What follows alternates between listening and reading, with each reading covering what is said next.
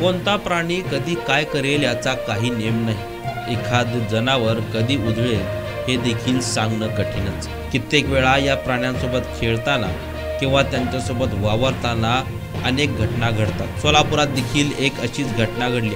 सोलापूर जिल्ह्यातील दक्षिण सोलापूर तालुक्यातील सिंदखेड या गावामध्ये असाच प्रकार घडला।